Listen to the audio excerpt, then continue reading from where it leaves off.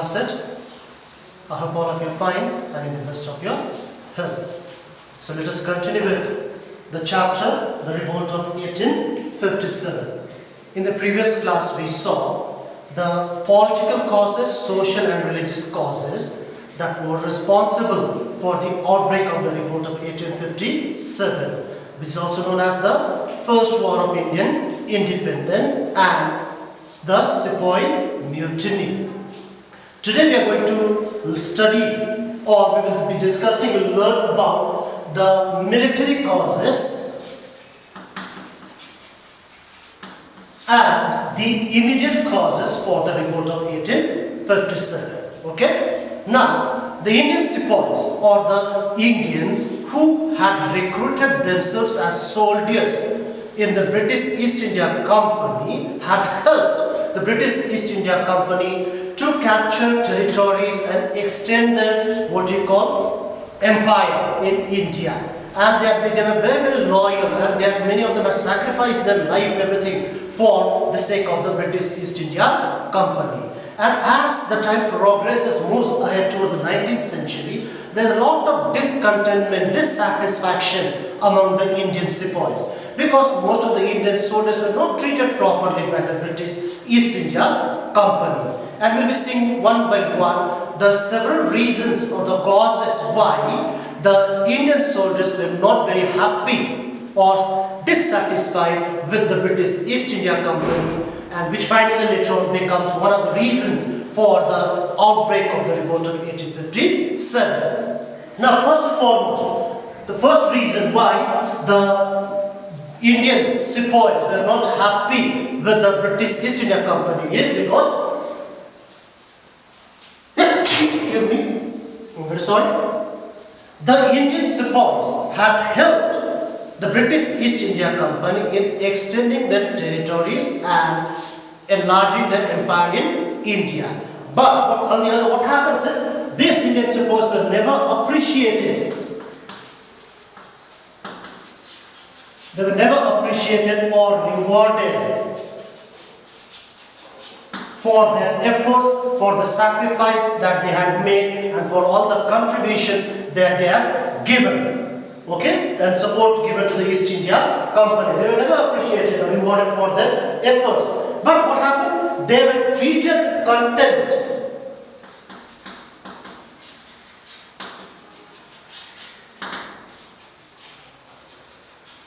They were treated with contempt. They were not treated properly.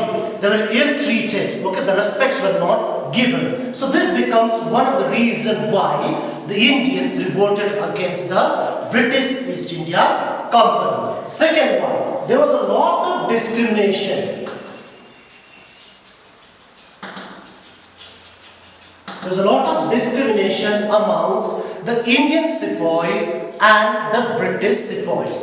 The Indian sepoys and the British sepoys were not treated equally. There were a lot of discriminations. And on this matter, on this field, what happens is discrimination. To give an example how they were discriminated, an Indian sepoy could not rise above the rank of a subedar. Okay? The highest rank that an Indian soldier at the time could get or achieve was the rank of a subedar. No matter how talented, how good, or how better the person is, he could not rise above the rank of a subedar. This was the highest rank given to the Indians. Where the British soldiers, they went on getting promotions after promotions. So this was one of the reasons why the Indians were not happy, which comes under the military causes. Discrimination amongst the Indian sepoys. In relation to this, third one, if we see, the Indian soldiers were paid very low salaries. They were paid very low salaries than the British soldiers. Okay? Now both of soldiers are recruited for the same time at the same time. Indian soldiers were given very less salary as compared to the British soldiers. Added to that, the lodging.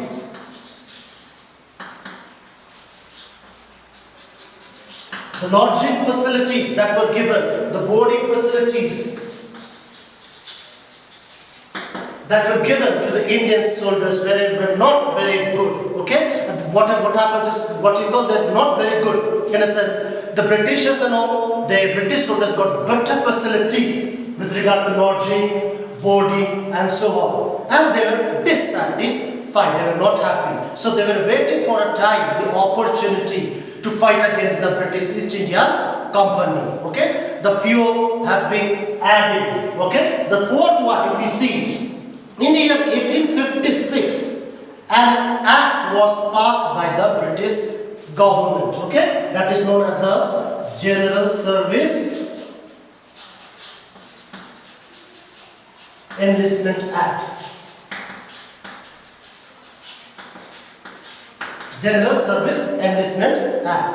According to this act, the new recruits, which means the new soldiers or the new Indians who have joined the forces of the British East India Company had to go overseas.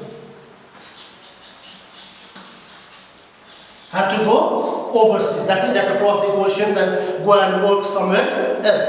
Now this was against the religious beliefs of the Hindus mostly. Why? Because most of the Hindus believed that if they cross or if they go overseas, that was the belief at the time, if they go overseas then they would lose their caste. They would lose their caste.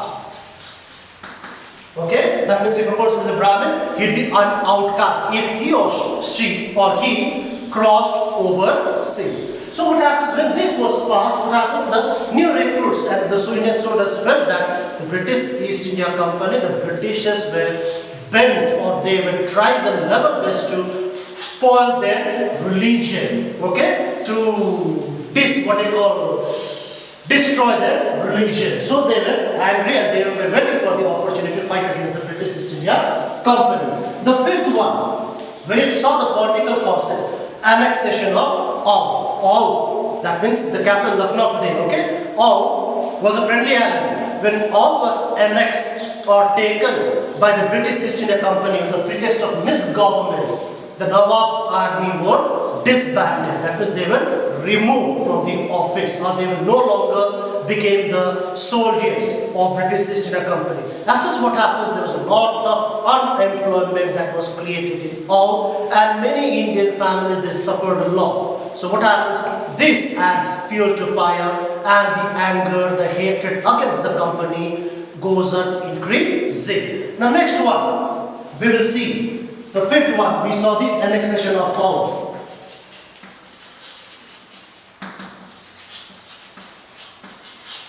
Annexation of Oudh, that we saw it. How why the soldiers were what you call dissatisfied or unhappy with the rule of the British East India Company. Added to that, if you want to add one more cause, the British soldiers who commanded the Indians were incompetent. They were old and they did not have that much respect amongst the Indian soldiers because they were incompetent and old. But still they had to follow the order of all these British soldiers. So they were waiting for an opportunity. And the final opportunity comes when, in the year 1856, a new type of rifle is introduced by the British East India Company. Okay? That is the immediate cause. Now we finish the military cause and see the immediate cause. The immediate cause. Lots of hatred, frustration, anger against the British East India Company was there amongst the Indians. And the several causes that we saw was the political causes, social and religious causes. Then we saw the military causes right now. Now the immediate cause was the use of greased cartridges.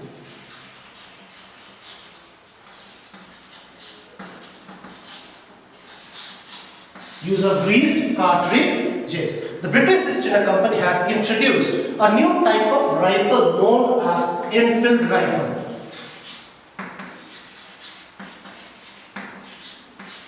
Enfield rifle. Now, the cartridges to be used in this rifle was greased. It was a rumor How far it is true, we do not know, but historically it is said that it was true. Okay, they had introduced the new rifle known as Enfield rifle, and the cartridges of the bullets that were supposed to be used in this rifle was supposed said to be greased, coated with cow fat and pig lard. Cow fat and pig lard. So before loading the rifles with these cartridges, these cartridges had to be bitten off with the mouth. And the rumor was that the cartridges were greased with cow fat and pig lard. Now, which these are all against the Hindus and the Muslims. Because the Hindus, they worship cow, they do not eat cow. So if they put a cow fat, grease, paper covering, if they put it inside mouth, they have to tear it, that means what they are eating, cow. And for the Muslims, pigs, they don't take it. So what happens? This becomes the immediate cause. So finally what happens? The fire is already there, all the materials needed to start a fire is already there. Fire means the hatred or anger against the British East India Company.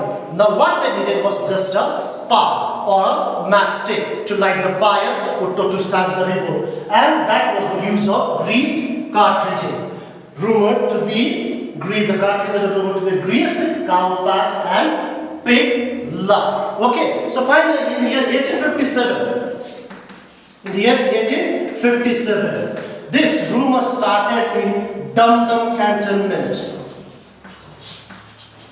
Dum Dum airport, you have heard about it in Calcutta. So there in the cantonment, what there was rumor saying that the cartridges that was being used for this new rifle was supposed to be, was said to be greased with cow fat and pig lard. Okay, blood, so the fat with the grease covering. Okay, so what happens is when this was used, when this rumor came on, the Indians now felt that what they call the Britishers were trying their level best in order to defile their religion.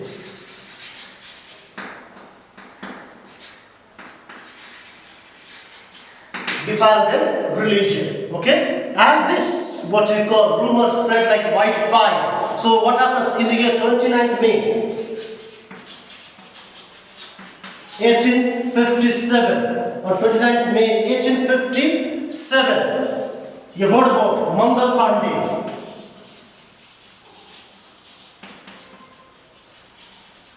He was one of the Indian sepoy. Okay, he was working under the British East India Company. So on 29th May 1857, Mangal Pandey refused to use these greased cartridges. He was forced to use it. And because of that, what happens? Mangal Pandey refuses and he attacks his officer. As a result, what happens? The East India Company officers, they catch Mangal Pandey and he is hanged to death. And when this news goes in and around like wildfire, and it was not a punishment for the Indians, Mangal Pandey had become a martyr for the country. That is objecting the British East India Company, the first one to what you call oppose the East India Company's measures and the policies, etc. And this was the immediate causes. Okay, finally this was it. So he was caught and hanged to death in what you call Meerut. The other one was Meerut. In Meerut, around 85 soldiers again. Once they heard about the incident about Mangal Pandey, how he had refused to use these grease cartridges, how he had attacked the officers, and he was caught and hanged by the Britishers, and he had now become a martyr. So what happens when they hear the news in Meerut, around 85 soldiers, they refuse to use the grease cartridges and they go against the British East India Company. Further, what happens? They are imprisoned. They are publicly stripped off of their clothes. Their uniforms are publicly stripped off. Okay, and they were put in chains in front of the public after humiliation, and they were sentenced to around 10 years and imprisoned and put into jail. When these things happened, what happens? Now the fire is already lit with the use of grease cartridges, opposition by the Mangal Pandey, and when 85 soldiers refuses, and they were publicly stripped off of the uniforms and all. Now the revolt begins. So slowly what happens, first it starts in Dum cantonment in Calcutta, then in Meerut these things happen. So what happens, slowly the revolt goes on spreading, then in Delhi same thing happens. The Mughal Emperor Bahadur Shah Jafar takes the leadership and fights against the British East India Company and Delhi. Then we have Lucknow, then we have Jhansi and Oudh. In all these places, what happens? The revolt begins and they start fighting against the British East India Company. And finally what happens? The Indians to some extent are successful in bringing certain changes, though they did not achieve much. But the greatest achievement of the revolt of 1857 was the rule of East India Company comes to an end. After 1857, the Queen of England, Queen Elizabeth, passes a proclamation, passes a law or proclamation saying that henceforth India is not going to be ruled by the British East India Company. India would be directly ruled by in the name of the Queen of England. So the results of the revolt of 1857 is there in the textbook. Please go through it and I will be explaining it in the next class. Okay? So these are the causes which are responsible for the outbreak of the revolt of 1857, which is also known as the First War of Indian Independence. So next class we'll see briefly about what happened in what you call. This is not necessary for you, but still I'll be telling you Delhi, Lucknow, Jhansi, Oudh, what happens and who leads the revolt, and finally the revolt is suppressed by the British East India Company and Queen's proclamation is passed. The rule of East India Company comes to an end. So the results of the revolt of 1857 will be seen in the next class. Okay? Thank you. Bye. Stay safe. Take care.